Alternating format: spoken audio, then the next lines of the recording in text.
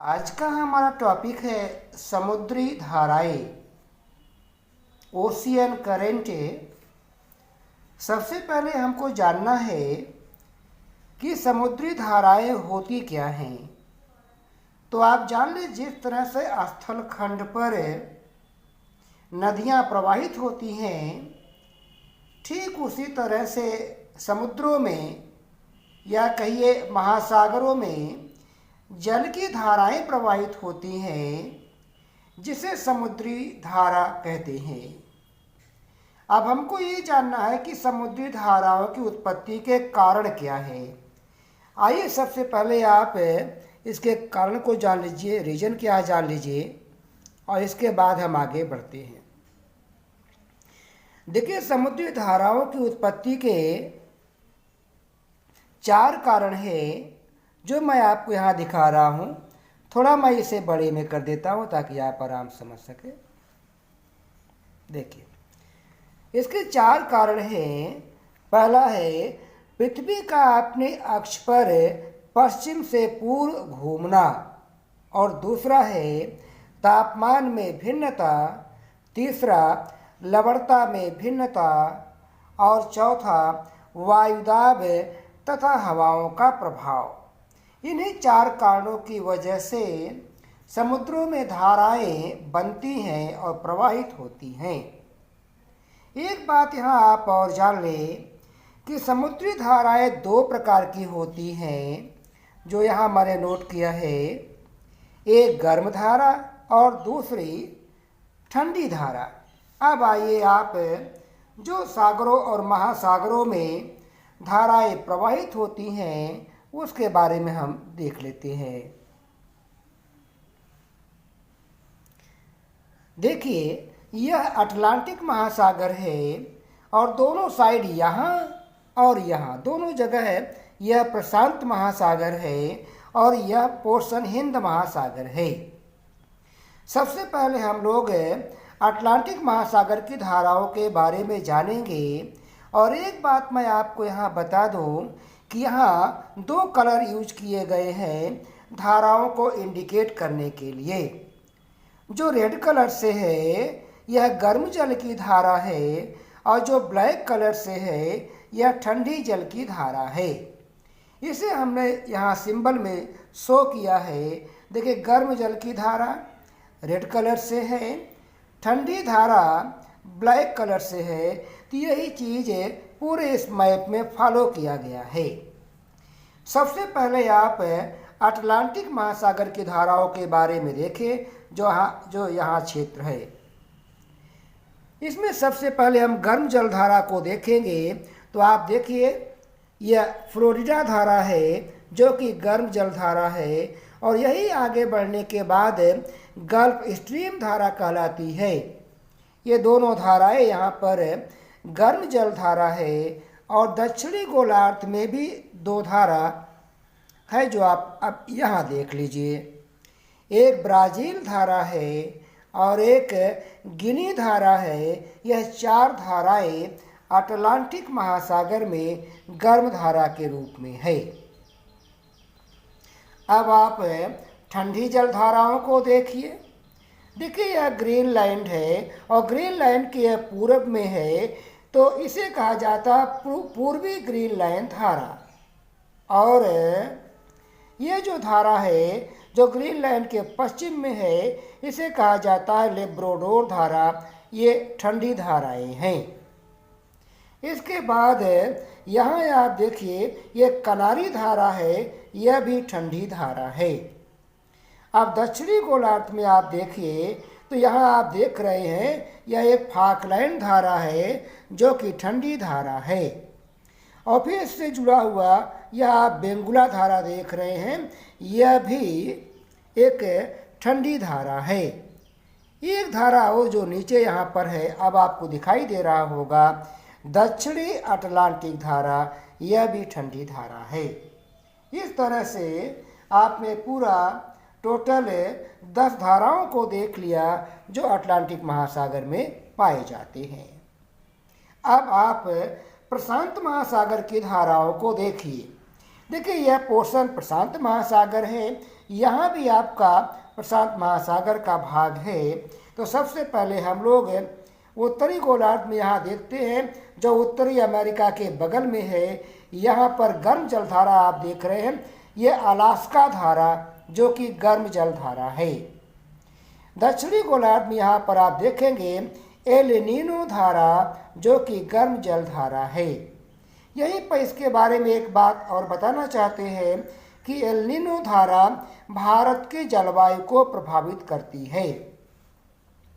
यह जलधारा 3-4 साल के बाद बनती है और जब धारा ये बन जाती है तो उसी साल भारत और भारत के आसपास के क्षेत्रों में सूखा पड़ता है, अर्थात वर्षा बहुत कम हो जाती है।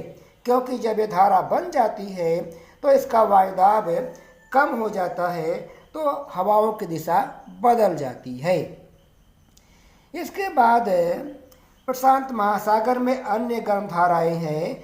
जैसे आप यहाँ पर देखिए, ये आपका क्यूरोसियो धारा है जो कि गर्म है, और एक धारा और इसी से निकलती है सुसीमा धारा है जो कि गर्म जल धारा है। बीच में यह जापान है, एक जापान के पूरब में है और दूसरा जापान के पश्चिम में है। अब दक्षिणी गोलार्ध में यहाँ पर देखेंगे तो यह देखिए ऑस्ट्रेलिया है, और ऑस्ट्रेलिया के पूरब में ये जो आप धारा देख रहे हैं इसे कहा जाता है पूर्वी ऑस्ट्रेलियन धारा। इसी से एक धारा और निकली हुई है इस तरह से, इसे कहा जाता ला नीना धारा। तो ये प्रशांत महासागर की गर्म जलधाराएं थी। अब ठंडी जलधाराओं के बारे में आप समझिए। यह देखिए कैलिफोर्निया धारा है जो इस तरह से आ रही है, और यहाँ पर पेरू धारा है जिसे हम्बोल्ट धारा भी कहा जाता है जो इस तरह से चल रही है। इधर आप देखेंगे तो जापान के पूरब में एक क्यूराइल धारा है जो कि ठंडी जलधारा है। तो प्रशांत महासागर में इतनी धाराएं टोटल थी जो आपने देखा, जिनकी संख्या 9 है। इसके बाद बात आती है हिंद महासागर की धाराओं के बारे में। तो यहाँ केवल 3 धाराएं हैं, और एक देखिए ये मोजाम्बिक एक कंट्री है अफ्रीका में, इसके बगल से, और ये मेडागास्कर है। इन दोनों के बीच से एक धारा प्रवाहित होती है और यह गर्म जलधारा है।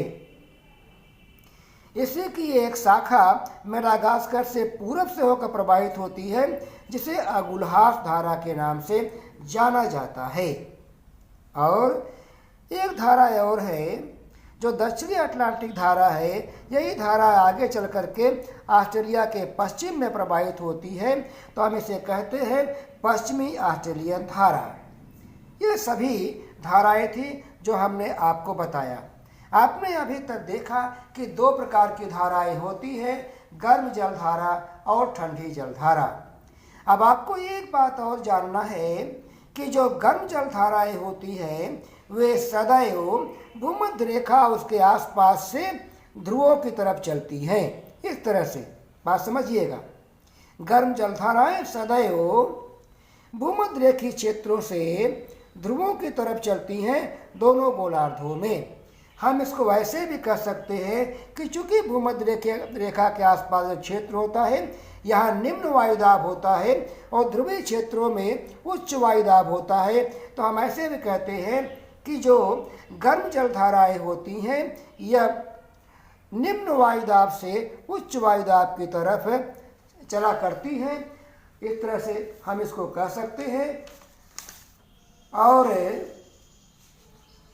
हम इसे ऐसे भी कह सकते हैं कि यहाँ पर चूँकि निम्न अक्षांश का बेल्ट पाया जाता है और जो ध्रुवीय क्षेत्र है उच्च वायुदाब पाया जाता है, तो यहाँ उच्च अक्षांश का बेल्ट पाया जाता है। तो हम इसे ऐसे भी कह सकते हैं कि गर्म जलधाराएं सदैव निम्न अक्षांशों से उच्च अक्षांशों की ओर चला करती हैं, जबकि ठंडी जलधाराएं सदैव उच्च अक्षांशों से निम्न अक्षांशों की ओर चला करती हैं, अर्थात ध्रुवों से भूमध्य रेखा की ओर चला करती हैं।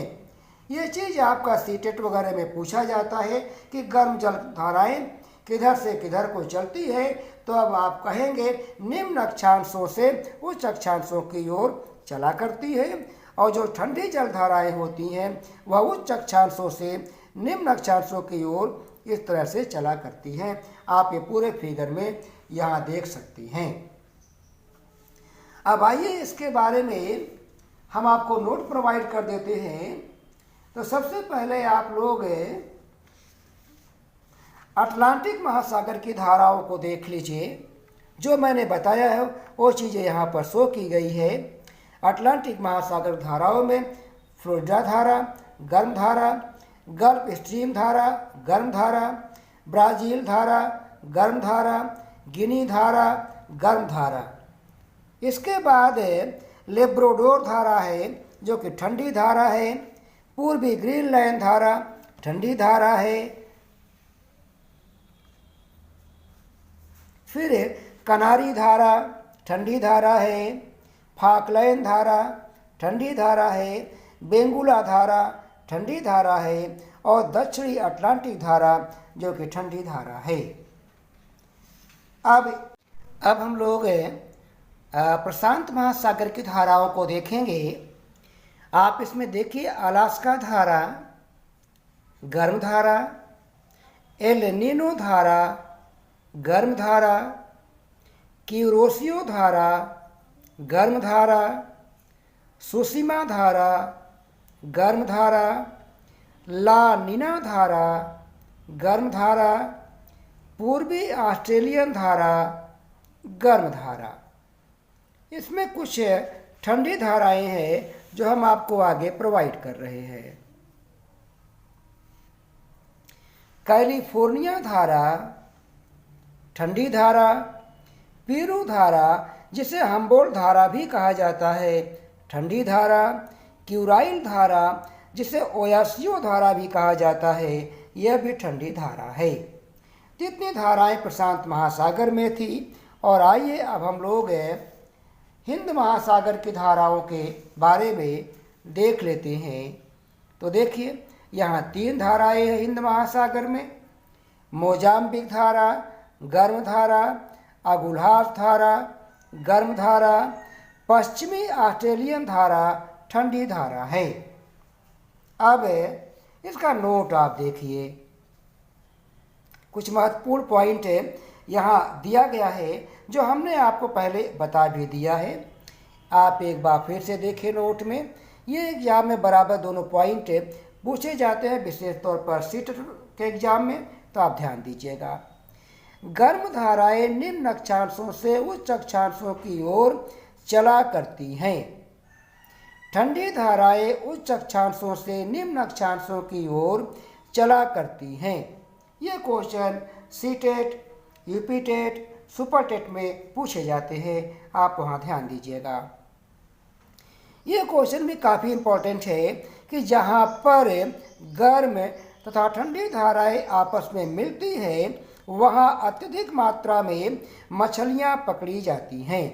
कारण ये होता है कि जहाँ पर गर्म और ठंडी धाराएं आपस में मिलती है वहाँ पर मछलियों का भोजन प्लैंकटन बड़े पैमाने पर डेवलप हो जाता है। इसीलिए वहाँ बड़े पैमाने पर मछलियाँ पाई जाती हैं। और नेक्स्ट आपका पॉइंट है एल नीनो धारा, जिसके बारे में मैंने वहाँ बताया था कि यह भारत की जलवायु को प्रभावित करता है। और लास्ट में आपका आता है समुद्री धाराएं जलयान को आगे बढ़ाने में सहयोग करती हैं। तो इसी के साथ यह हमारा वीडियो समाप्त होता है। अगर आपको पसंद आए तो आप इसे लाइक करें, सब्सक्राइब करें और शेयर करें। धन्यवाद।